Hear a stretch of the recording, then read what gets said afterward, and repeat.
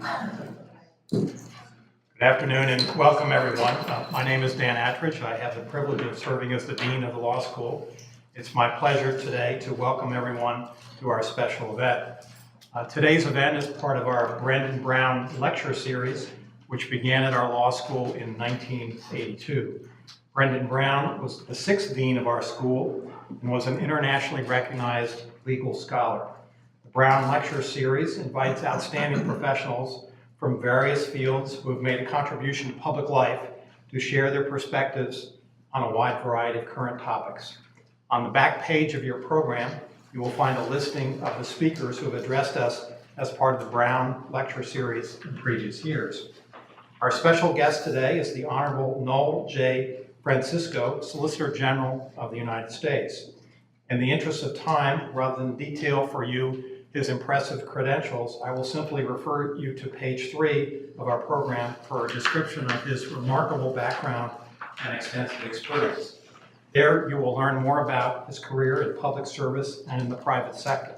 Besides his current position as the Solicitor General, where of course he is the lead attorney representing the United States before the Supreme Court, he has also served as Associate Counsel to President George W. Bush and as Deputy Assistant Attorney General in the Department of Justice's Office of Legal Counsel. Previously, he was a partner at the highly regarded Jones Day law firm, where he was chair of the firm's government relations practice. With General Francisco's permission, our format today will be an informal conversation instead of a more formal lecture. I've enlisted one of his former law partners, Henry W. Asbill, to ask General Francisco a series of questions on a variety of topics that should be of interest to many of you. While the General was at Jones Day, he worked with Mr. Asbill in successfully representing former Virginia Governor Bob McDonnell, a case that went all the way to the Supreme Court. You may also find a description of Mr. Asbill's background and experience in your program. And in the interest of full disclosure, I should tell you that Mr. Asbill is my brother-in-law. And probably my favorite brother-in-law. Probably. So we're quite fortunate to have both General Francisco and Mr. Asbill with us today. Please join me in giving them a warm welcome.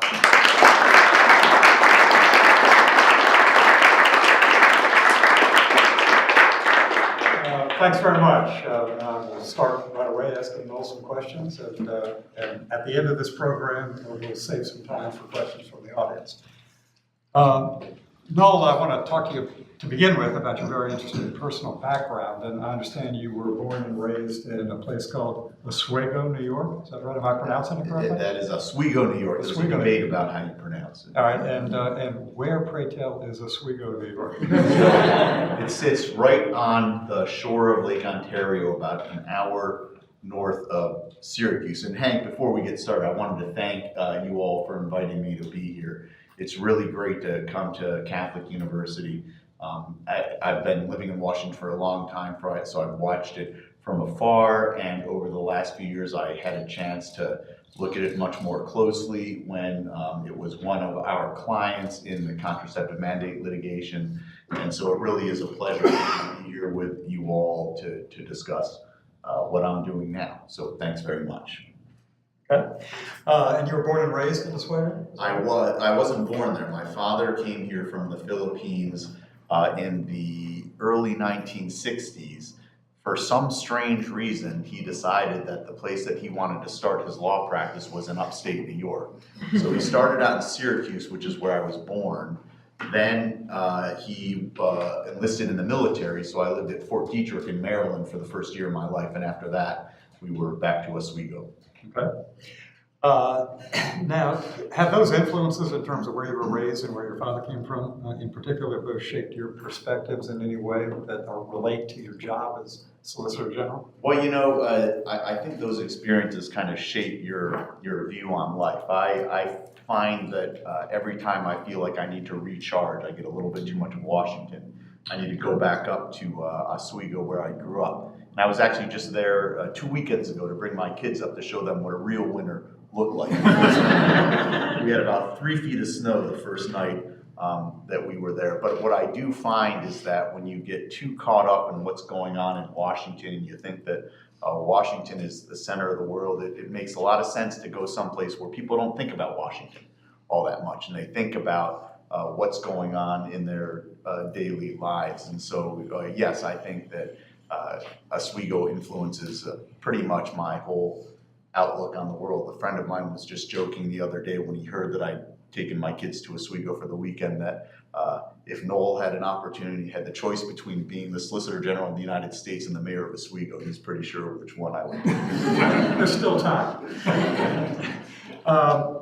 Tell us about your law school career. After law school, you went to the University of Chicago, both as an undergraduate and for law school. Yes, And after that, you clerked on the Fourth Circuit for Judge Ludwig, is that correct? Judge Ludig, yeah. Yeah, and then you clerked on the Supreme Court for Justice Scalia, right? Right. And so what do you take away from those experiences, basically? So all of those experiences are basically where I think I learned to think, write, and then become a lawyer. One of the great things about University of Chicago, which I think is probably something that is present here as well, is that, well, University of Chicago is by no means an ideologically conservative law school. It's a law school that is open to conservative ideas. And when you have that kind of openness to different ideas, it requires everybody to engage in a very civil debate over those ideas. I worry sometimes that in some academic settings and in some non-academic settings, viewpoints are so ideologically uniform that if you hold a diverse point of view, you never actually get an opportunity to debate it because there's no real debate. You're essentially just shouted down.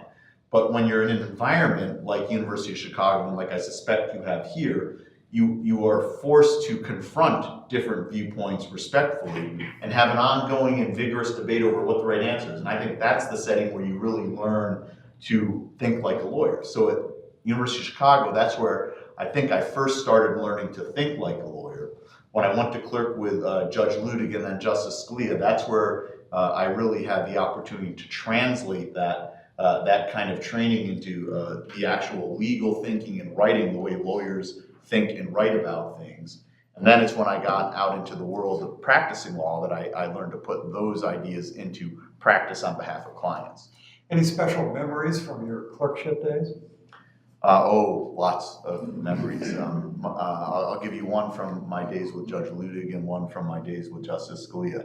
I remember with Judge Ludig, it was our very first sitting, and back then the Fourth Circuit would often have a summer sitting in Charleston, South Carolina, where they put on some of the relatively easy cases, and there were a lot of social events, and so it was a lot of fun. And I prepared my first bench memo for Judge Ludig, and I gave it to him, and he came back to me and he said, "So Noel, you think this case from the Fourth Circuit from 2 years ago really resolves this case before us?" And I said, "Yes, it's directly on point. It's on all fours with the issue. It's clearly resolves it." He goes, "You're sure of that?" And I said, "Yes, I'm absolutely sure of that." And he says, "Do you realize that 3 weeks ago the Supreme Court reversed us in a 9-0 opinion?" So I always say that's when I learned to stop citing cases in my bench memos. My favorite one from my days with Justice Scalia, it's the memory that always comes to mind when I think about him. And we had a case that involved the federal law banning felons from possessing firearms, and it was not a particularly important case.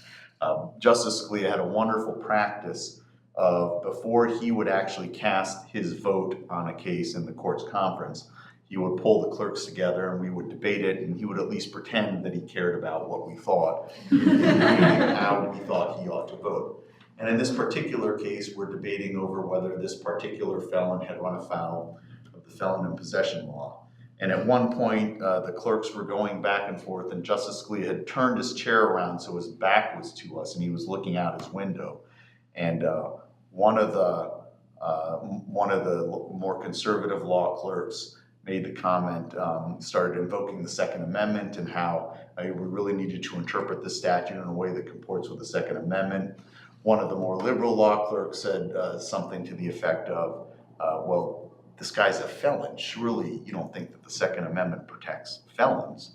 To which the more conservative law clerk responded, "When the revolution comes, we're going to need the felons too." At that point, I looked looked up at Justice Scalia, whose back was to us, and I just saw him shaking. And that really is the image that I have in my head when I remember Justice Scalia. Do you have any advice for law students who are considering clerkships, and in particular appellate clerkships? I think you should consider all types of clerkships. Appellate clerkships are wonderful.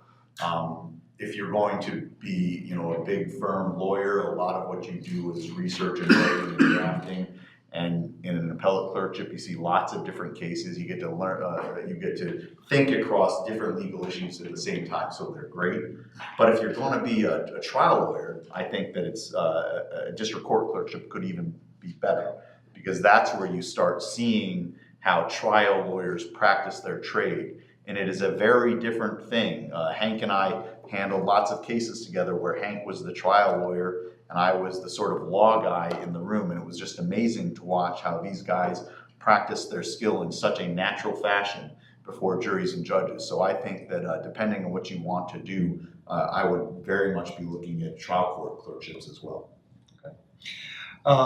Let me talk about private practice for a minute. Well, you were at Jones Day, and I want to correct Dan on something. He said that you were head of the government relations group. We don't like relations. No, we did government regulation. Government regulation. It's just like you're trying to restrict the government. You represented a lot of diverse clients, ranging from obviously Governor McConnell with me to RJR, for example, Reynolds. How do you deal with the challenge of representing clients whom a lot of people, might demonize? Yeah, and some things never change, but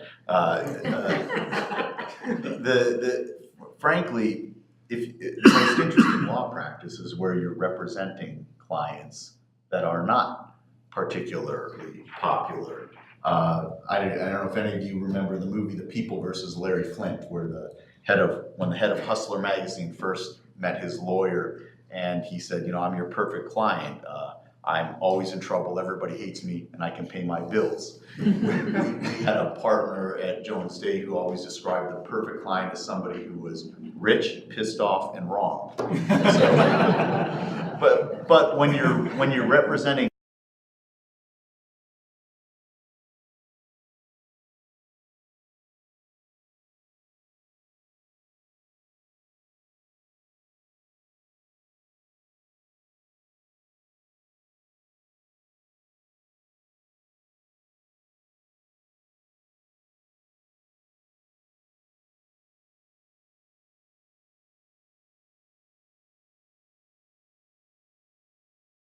way.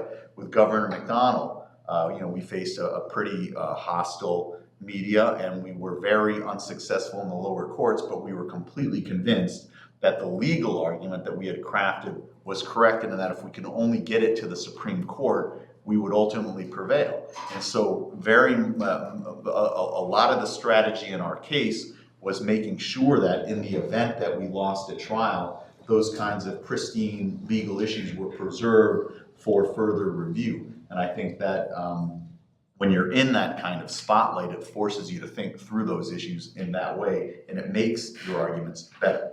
We did try to change the motto of Jones Day from Jones Day Worldwide to Jones Day, we defend the wrongly despised. Didn't go over well with the chair, but I liked it. It was good. You also served a couple of stints in the Solicitor General's office before now, right? This is your second stint. No, yes, actually, yeah. Consecutively. So how did that all? Yeah, so I started out at the very beginning of the administration. In fact, a year and a day ago, January 23rd, I started out as the Deputy Solicitor General and acting Solicitor General, and that's when the President had not yet settled on who he would nominate ultimately to be the Solicitor General. There were various names in the mix, and one of the things I've learned from being in Washington long enough is that ultimately the best way to get a job is just to be the last man standing. And so there were lots of people that were extraordinarily well qualified, but for one reason or another, they decided they either didn't want it or they dropped off the radar. When the dust settled, the easy choice for the President was the guy that was already in there doing the job in an acting capacity. So I felt fortunate to get in there early in that respect, and then to be able to survive the process. Any other tips for getting the job of Solicitor General? I'll give you maybe a little bit more general tip that I've come to appreciate over the years. You can do all the maneuvering you want. You can work hard to put yourself in a position to succeed, and all of that's well and good, and you have to do that. But sometimes the hardest thing is to realize when you actually have an opportunity and to take it, because that opportunity doesn't look as good as you thought it might be. I remember back in the early days of the George W. Bush administration, I was a young associate at a law firm called Cooper, Carver, and Rosenthal, and they were staffing up the White House counsel's office, and there was the White House counsel, the deputy White House counsel, and then 9 other lawyers. And the way they decided to do it at the time was, amongst those 9 other lawyers, they brought in 7 lawyers who were more senior than I was, that they called associate counsels to the president. And then they created 2 other positions that were more junior that they called assistant counsel to the president. And I remember thinking, gosh, I don't want to go in as just an assistant counsel to the president. That seems insulting. And I talked to Judge Ludig at the time, and he just told me I was crazy, that this was such an opportunity, and it made perfect sense because I was much younger than the other lawyers, that it was a no-brainer. I ought to take it. And that's something where I didn't realize that it was such a great opportunity until somebody that I trusted told me to take my head out of the clouds and take the job. And so I did.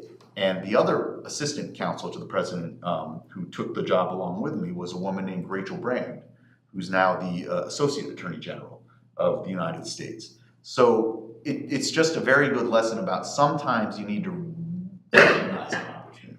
Not just you can do everything you can to create them, but if you don't seize it when it's before you, then you're going to miss out on a lot of things. Tell me a little bit about your Senate confirmation hearing for the SG position. And can you tell us a little bit about how you might prepare for that, or how you did prepare for it? Sure. I had the great fortune of having the president fire FBI Director Comey the night before my confirmation.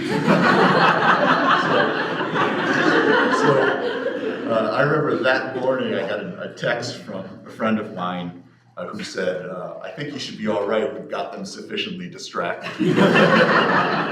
So when I got to the hearing, only one Democratic senator came and asked questions.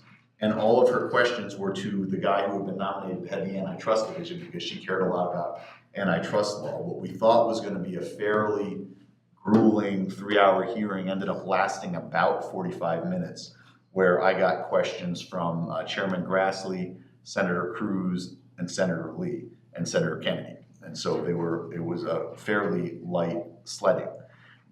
But to answer your question, the way I prepared for it was a lot like I would prepare for an oral argument. I sat down and I listed all the various topics that I thought they might come after me on, all of the various questions that I would ask if I were them and I were confronting myself in the chair. I wrote out the questions, I wrote out the answers, I practiced my answers, I had moot courts, murder boards, so it was essentially like preparing for an oral argument. And leaving Jones Day, basically, and now being in the government, what do you miss most about private practice? So about a couple months ago, maybe actually almost a year ago now, we were in all these various meetings. It was in the middle of winter. It was quite a cold time. And I just remember thinking, when we were in private practice, when we were at the meeting, there was always fresh hot coffee. There is never hot coffee in the conference room when you're in the government. There's never, you have to bring all yourself. So that's what I miss the most on a day-to-day level. I think what I really miss is and you have that at the department. I have camaraderie and I have colleagues at the Department of Justice. But at Jones Day, maybe because it was a smaller operation and maybe because our clients were more clearly defined, I missed the camaraderie of private practice and the notion that we were all on this small ship together trying to propel the law firm forward. At the Department of Justice, you have wonderful cases and you're promoting very important causes, and I love all of that too, but it's a much larger endeavor where you're representing a vast array of government agencies and a vast array of cases, and you don't have the intimacy amongst the lawyers that you have in a private law firm. What do you miss least about private practice? Billable hours. It's so nice not to have to record your life in 8-minute increments. What role do you think politics played in your elevation to the SG's office and in general in terms of how the SG's office may approach cases? So in terms of my getting the position, I mean, politics always plays one fundamental step in positions like Solicitor General, in that the president is generally going to look to somebody of his political party for various political appointments. And so I think that I wouldn't have been in the mix had Secretary Clinton won the presidency in a way that I was in the mix when President Trump won the presidency. So at that level, I think politics played a role. Beyond that, I think that in what I've seen in the Department of Justice is the nominees that you have coming into this administration are the types of nominees I would have expected to come in any Republican administration. They're all extremely well qualified, highly regarded, talented, thoughtful lawyers that are filling up all of the various political appointments throughout the government. So once you get past that threshold political test for all high-level political appointments in a presidential administration, I think it's your standard, all right, who are the best and the brightest that we have for these different positions. Does politics play any role in the SG's office in terms of how you all approach cases? No. I mean, certainly not politics in the partisan sense. I think that lawyers in a Republican administration, Department of Justice, tend to have a more conservative approach to the law than lawyers in a Democratic administration, as you would expect. But that's very different from it being partisan politics. I think you might have a different approach to the law, but you're still trying to figure out under general principles what is the right answer. Okay.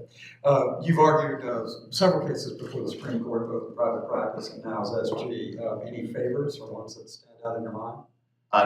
In many ways, each one is my favorite in different ways. I argued the recess appointments case, Noel Canning against the National Labor Relations Board. That is a favorite because it was my first, and it was such an important case.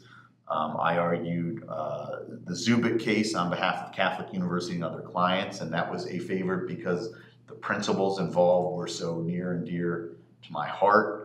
The case that we did together for Governor McDonnell was the first time that I'd actually represented an individual criminal defendant, and to have somebody that would entrust their liberty to you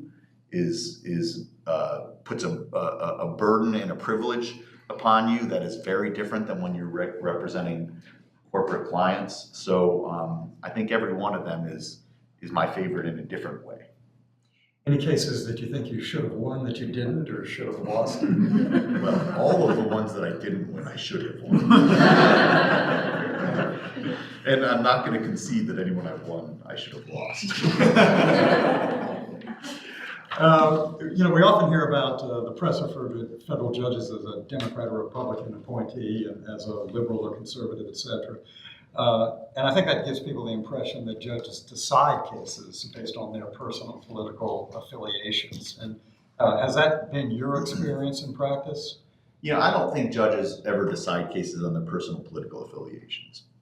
Judges have certain approaches to the law, and their approach to the law is the best predictor in a certain number of cases on how they might come out. I should say the vast majority of cases, I don't even think that matters. I think the vast majority of cases are pretty much straight down the middle, relatively easy cases that are based on fairly uncontroversial principles of law. And even in ones that aren't, they aren't so politically charged that your approach to the law matters.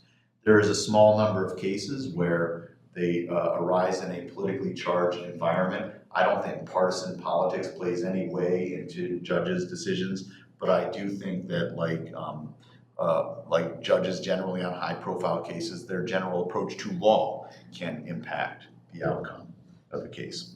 Okay. At Jones Day, you had obviously a Supreme Court practice, and that's in the context of a large law firm. How did you go about developing that particular niche kind of practice? Yeah, it's in a way it's kind of like the answer I gave you on how do you go about becoming Solicitor General. I don't think you can. It's very hard to affirmatively say I'm going to develop a Supreme Court practice and set out to do it. I think a lot of it is recognizing an opportunity here and an opportunity there and taking them, and when you put enough of them together, then you start to build a practice. So the first Supreme Court case that I handled was the recess appointments case, the Noel case. And that's where when President Obama made a series of recess appointments, both to the Consumer Financial Protection Bureau and the National Labor Relations Board, we saw there an opportunity, if we could put a case together, to take something up to the Supreme Court on an important issue. A lot of folks at the time, and you all probably don't remember this, were focused on the Consumer Financial Protection Bureau because it was the much more high-profile issue that had been in the news. The problem, though, was that the CFPB hadn't really done anything that directly affected a private party in a way that would give them standing. So we figured out pretty early on that that wasn't the best route to getting a case into court, whereas the National Labor Relations Board always acts through issuing orders against companies. So every time the NLRB issues an order, it creates parties that have standing to challenge that order. So we started focusing on the NLRB while a lot of our colleagues at other firms were focused on the CFPB. And we just waited until the NLRB issued its first set of orders. And when it did, we contacted each of the companies that was subject to the order to outline this potential strategy for challenging the order. So a lot of times then, to get to your question, building the Supreme Court practice, you start out with that first block. And once you get your first case nailed down, then it helps you to then identify the second and the third. And that's, I think, the only way to go about building that kind of practice, unless you're somebody who's coming out of the government that has already done it previously. But we weren't that. We were essentially building ours from scratch. What about what I've seen happen in firms in terms of chasing, particularly criminal cases pro bono, to try to get opportunities to get in front of the court? I mean, I think a lot of firms in DC try to follow what's going on in the courts of appeals to identify circuit splits, particularly in the criminal area where you have criminal defendants who would be very happy to have a major law firm come in and handle their cases. And you can generate some cases like that, and there's many firms and many lawyers have had much success with that. I found that at least in a firm like Jones Day, a big international firm, there was more success to be found in leveraging off of the firm's strengths as a business litigator, as a high-profile white-collar criminal defense litigation firm, and to using the other strengths that the firm had to leverage that into Supreme Court cases. In your appellate practice, how important are the briefs that are written? They're critical. There are very few cases that are won or lost at oral argument. I can't think of any case that I've had where I thought that oral argument was absolutely decisive, whereas I can think of tons of cases where I think the briefing was absolutely decisive. And what do you think parties do wrong or right in framing arguments in appellate cases? What sort of mistakes do they make? Sure. And what are the good things that they do? And I'll say that the mistakes that get made are the mirror images of the things that they do that are right. The key on an appeal is to figure out what are the issues that you can actually win on. And one of the problems that you have sometimes with dealing with your clients is that, and often sometimes with the trial lawyers who handle the case at trial as well, is that they lived through that trial and every issue they may perceive as critical and important because they were critical and important at the trial level.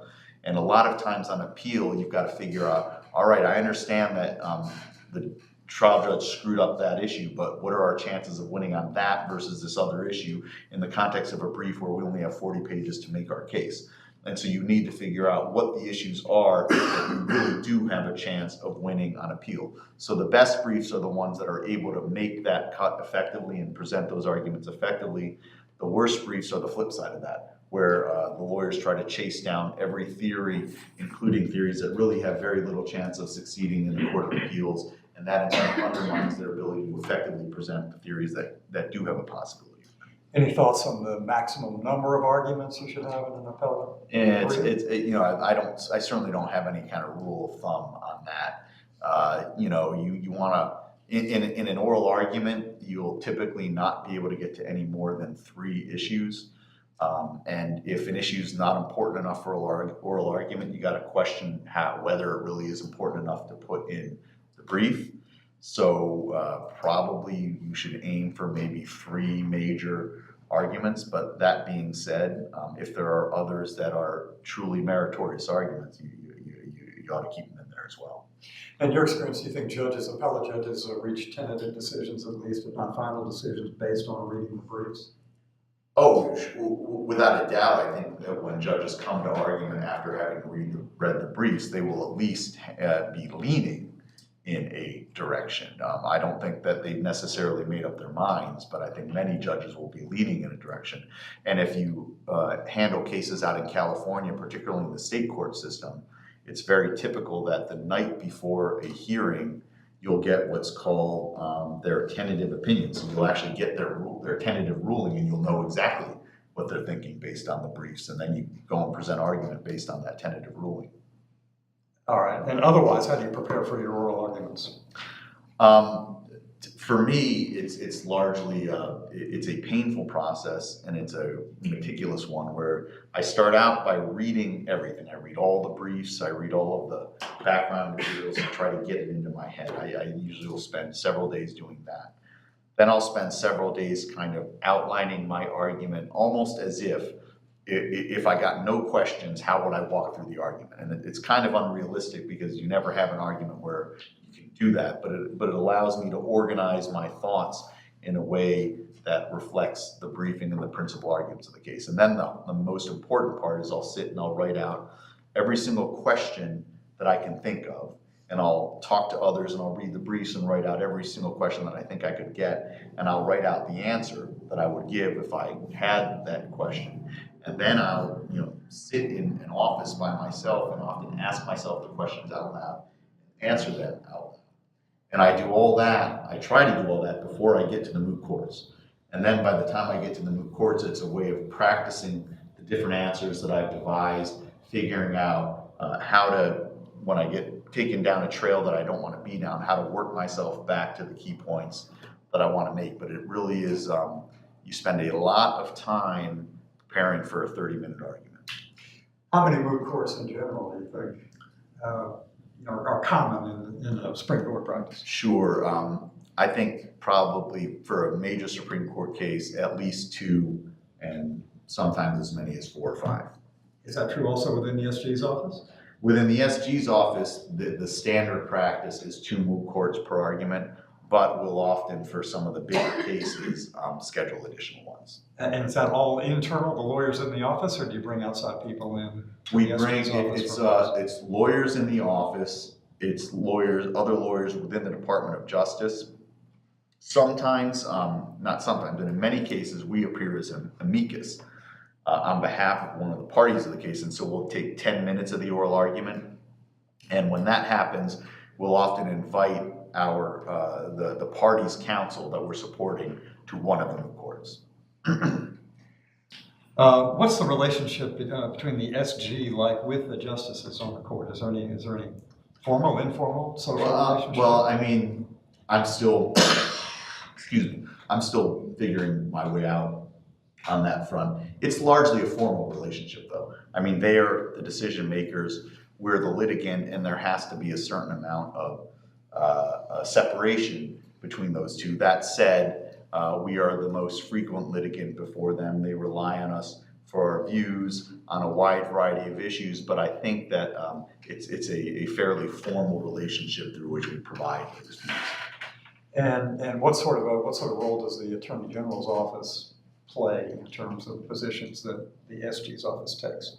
At the end of the day, the Attorney General is the head of the Department of Justice.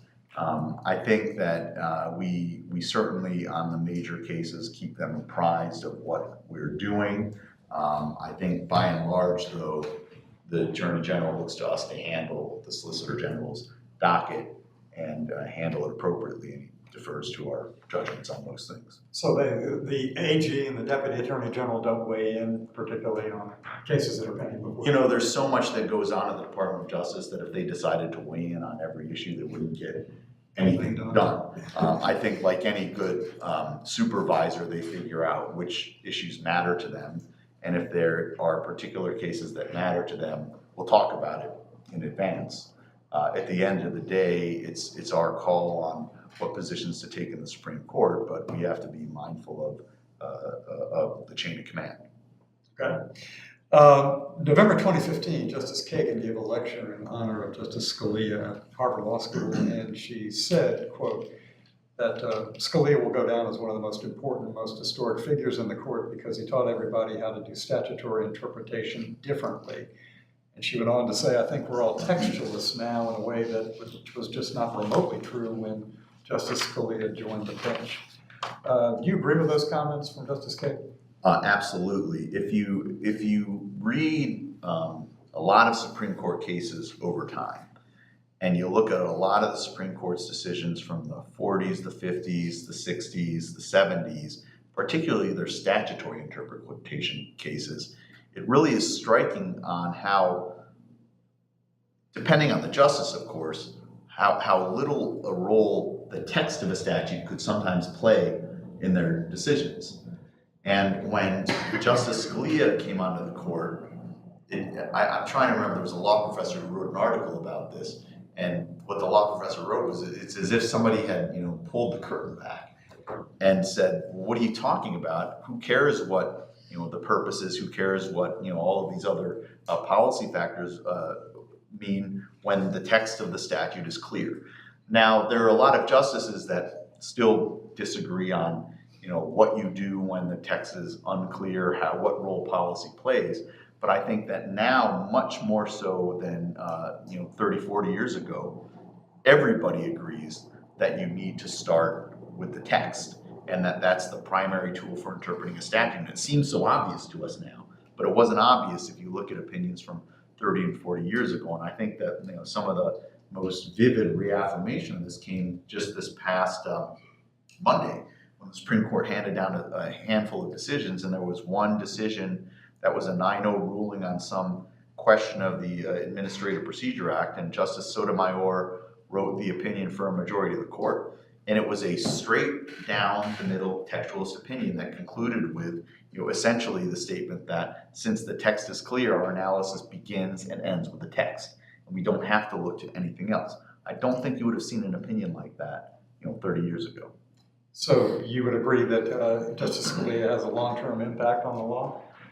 Absolutely, and it's not just there. I think it's on his, it's not just statutory interpretation, but it cuts across the entire body of law, criminal law, constitutional law. He really did change the way that people think about the law. And his dissents, he took the most pride in his dissents.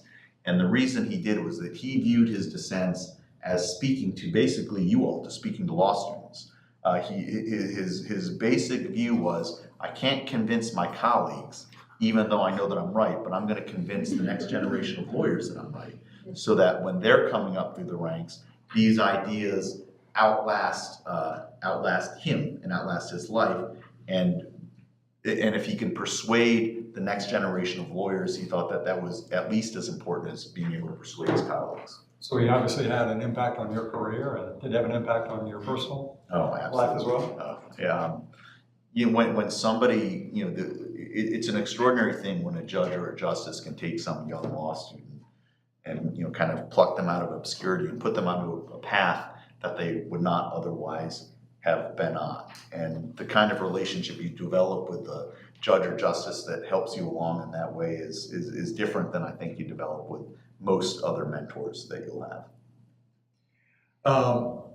Talk to me a little bit about public service. I know obviously you've served in several different capacities in the government, and did you find that really valuable for any particular reasons, or why was it attractive to you, and why do you think students should think about going into public service when they go to law school? Yeah, I think everybody should consider public service, but a lot of it depends on what you're looking to achieve from it.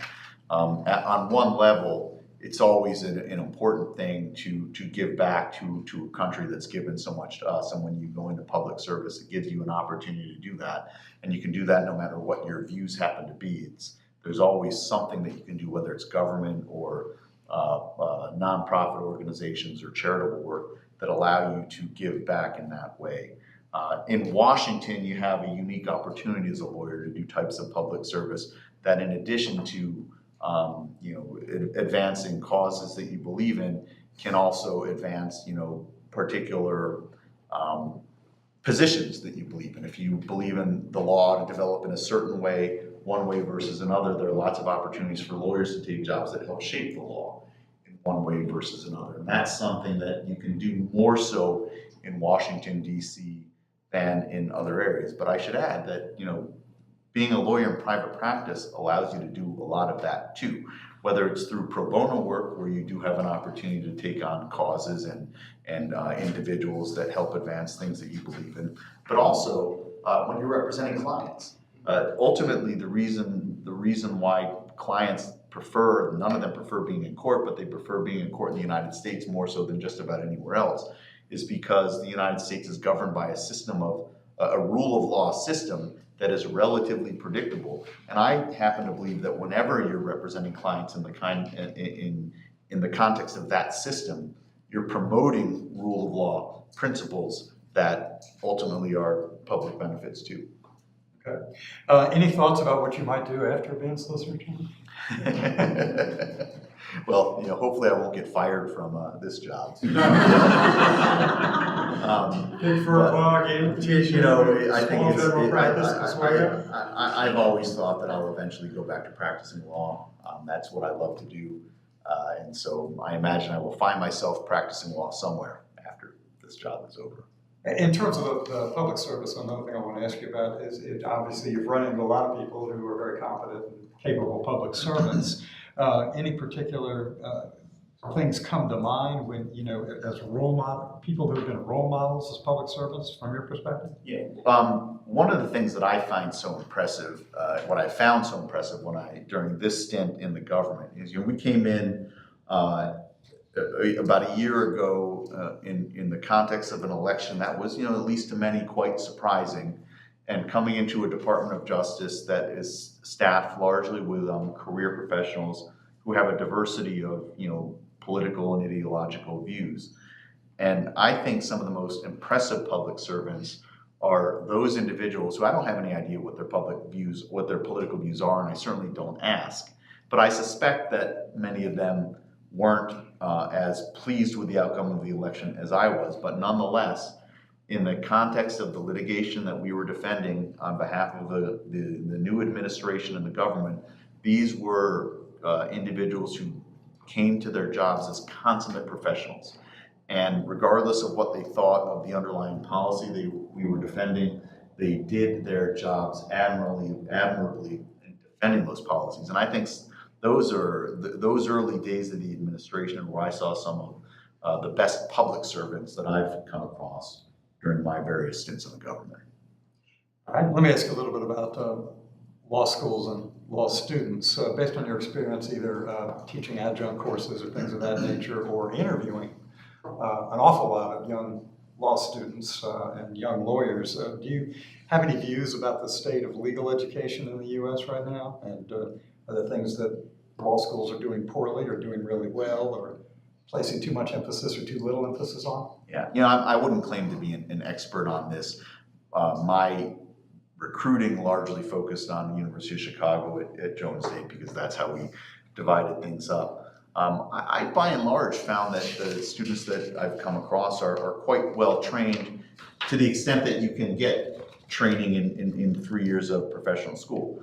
They came to the law firm with the set of basic skills that you needed from a young lawyer, But in the practice of law, the vast majority of what you, of learning how to become a lawyer, you learn on the job. You don't learn in law school. You learn the basic building blocks in law school. You learn to start thinking like a lawyer, but it really takes getting into private practice, getting into clerkships, where you actually learn to be a lawyer. Okay. So I guess I'd say everything I've seen, I'm quite pleased with how I've seen law students trained in law schools. All right. What do you think in terms of private practice? Basically, what's the best way for a lawyer to give advice to a client, or not only to give advice, but to create value for the client? Or another way of looking at this is, what do clients really expect from a lawyer? So clients have objectives, and this is whether you're in private practice or whether you're in the government. They have certain things that they want to achieve. And your role as a lawyer is to help them achieve those objectives in a way that is consistent with the law. So if you're simply saying, if a client comes to you and says, I want to do X, and you simply say, no, you can't do that, it's illegal, and you're basically, you're going to develop a reputation of simply saying no all the time, you're not, two things are going to happen. You're not going to be doing what you ought to be doing to help your client, and the worst thing is your client's going to stop coming to you for advice if all you're doing is saying no. What you need to do is make sure as a lawyer you understand their objectives, so that when they're proposing to do something in a way that doesn't work legally, you can help identify ways that they can achieve what they want to achieve in a way that's consistent with the law. And that's something you need to do across the board if you want to be, I think, a successful lawyer.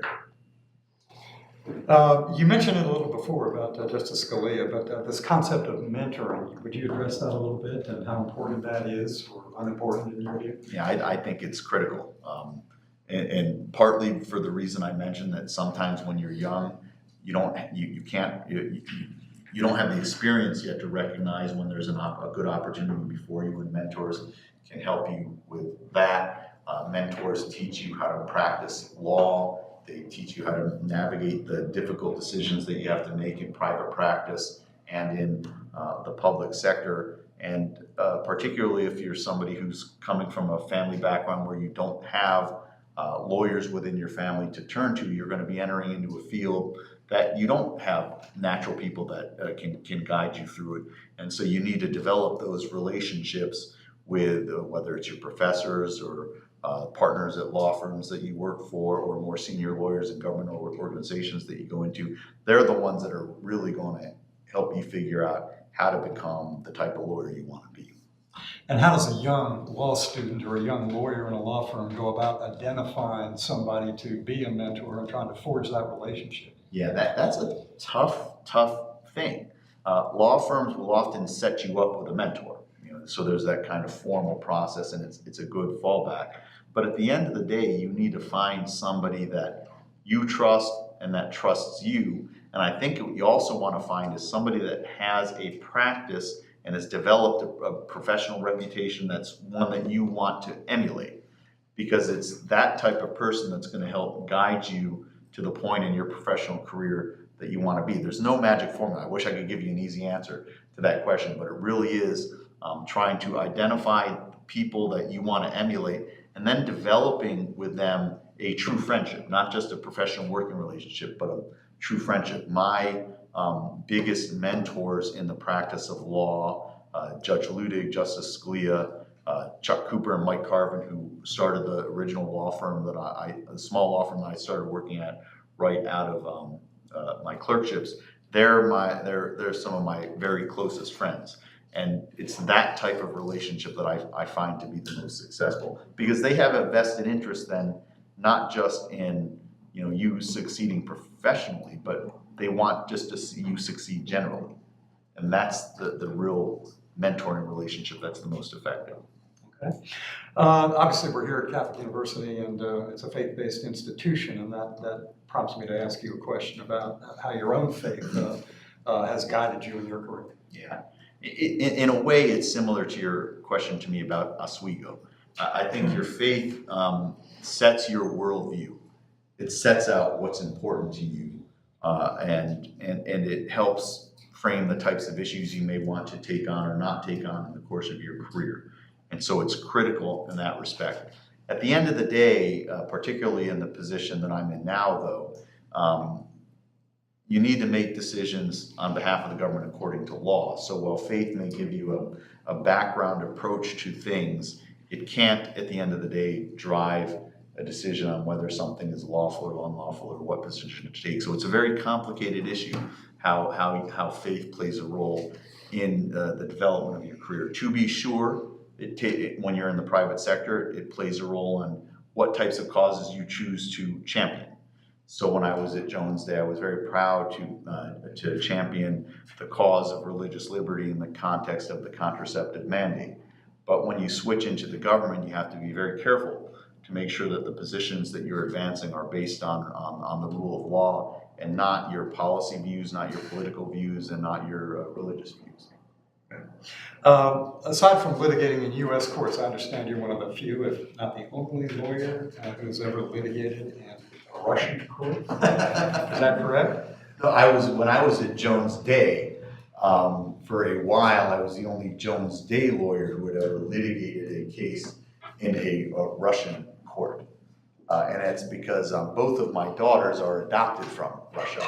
And with our younger daughter, Maggie, when we adopted her, it was technically an adversarial proceeding where the Russian public welfare officials were on one side and the parents were on the other.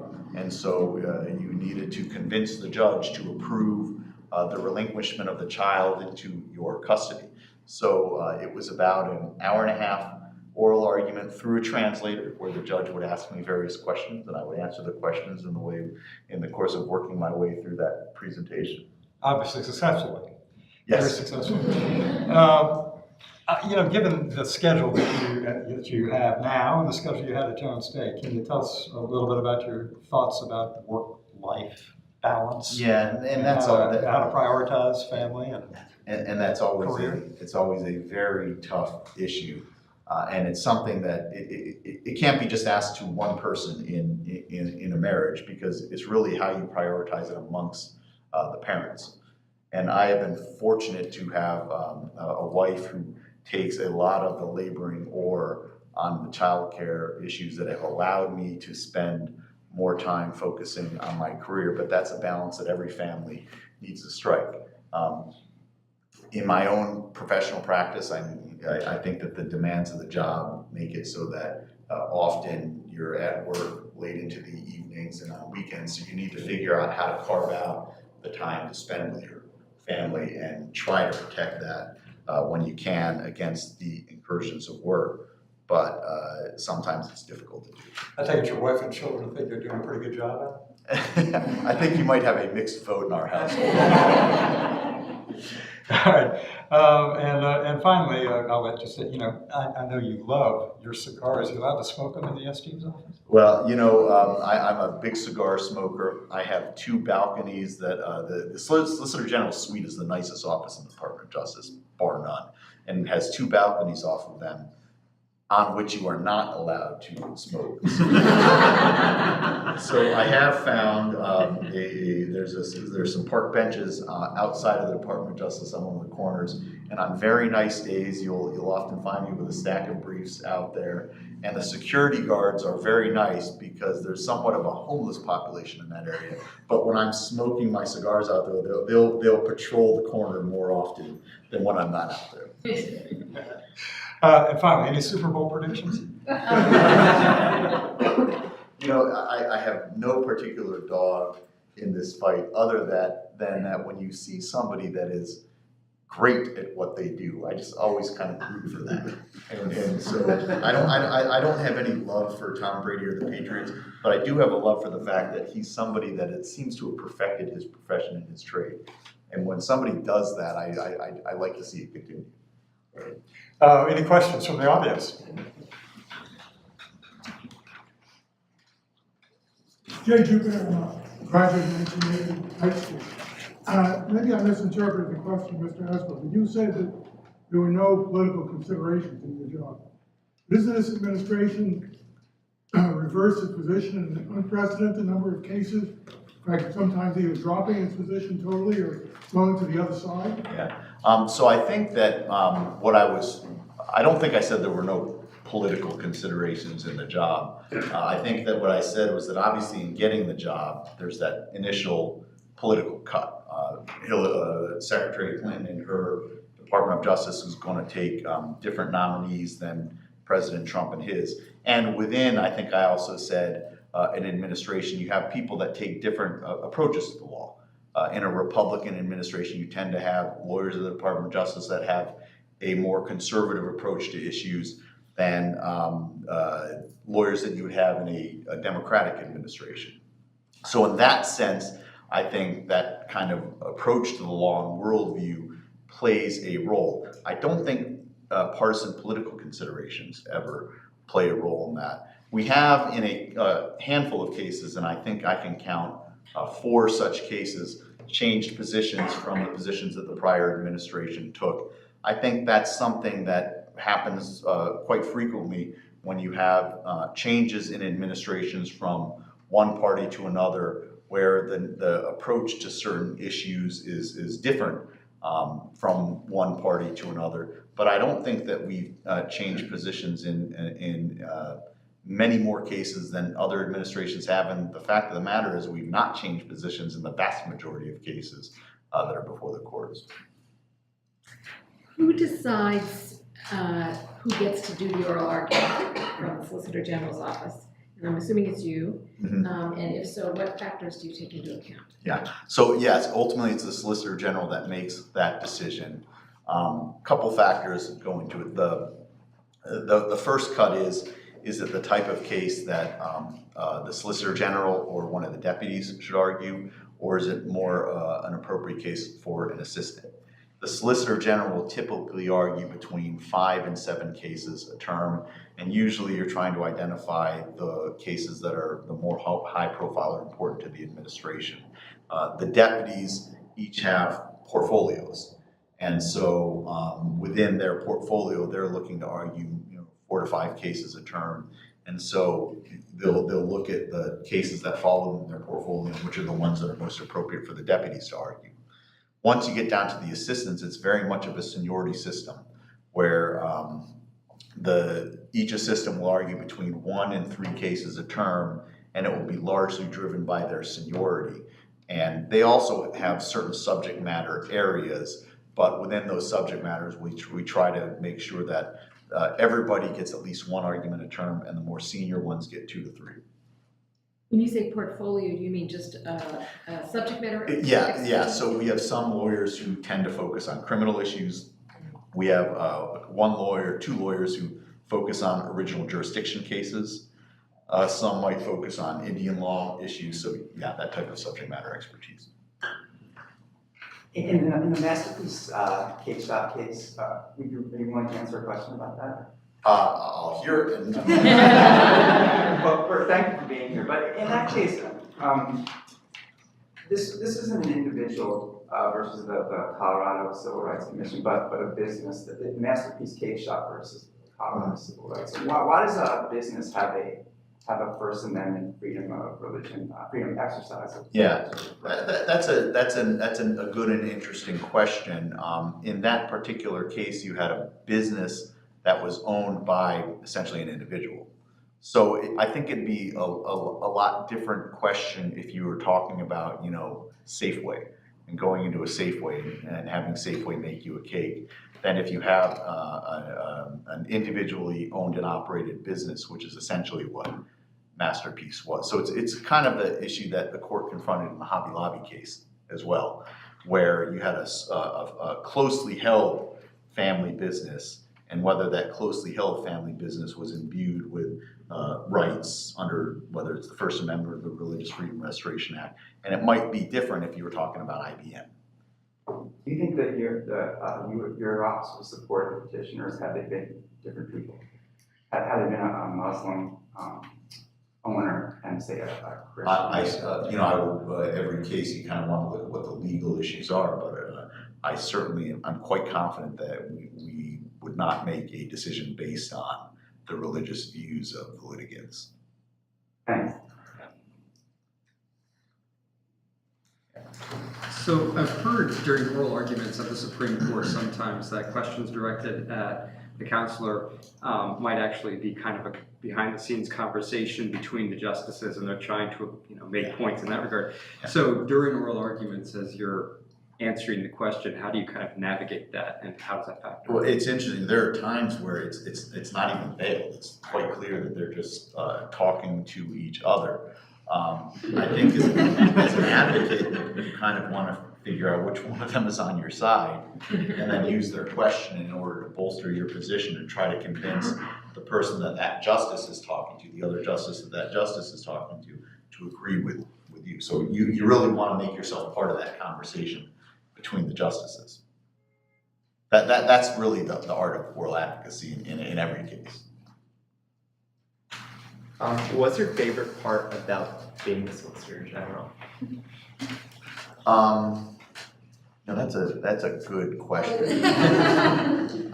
What I really enjoy is being in the middle of making big decisions on behalf of the government in cases that really matter. And so the fact that you can have an impact on the development of law, to me, that is the most interesting thing about the job. What's it like interacting with the various U.S. attorneys' offices around the country and making decisions about whether to appeal a case? Yeah, that is one of the parts of the job that I think I was least prepared to handle, because I did not have, notwithstanding a representation of Governor McDonnell, a very big criminal practice. And so what he's getting at is every time the United States takes an appeal from a case, so if they lose in the trial court and they want to appeal, that decision has to be approved by the Solicitor General's office. So every time the government loses in a criminal case and wants to take an appeal, the Solicitor General's office has to approve that appeal. We fortunately have a very well-oiled process for making that decision that starts with the U.S. attorneys making their recommendation on whether or not to appeal. The criminal division will then chime in on whether or not we should appeal. It comes up to our office. We have both a career assistant and a career deputy who specialize in criminal law, and they review it and decide whether or not to appeal. And usually the decision doesn't have anything to do with, has less to do with whether we think we were right or wrong below, but whether this is the right case to be advancing the legal principle that we want to advance. Because the last thing you want to do is take a loss in a district court and turn it into a loss in the Court of Appeals. So throughout that process, we're trying to figure out strategically, given the government's interests, what are the cases that are the best vehicles for taking an appeal. And I have a lot of help in making that decision.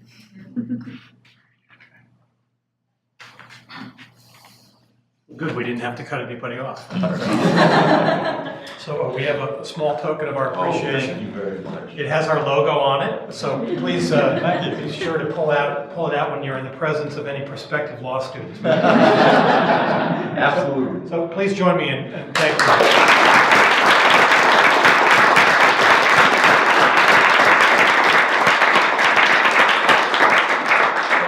We're going to take a quick picture, but you're welcome to everyone to please join us in the atrium for a brief reception. You'll have a chance to say hello to our guests.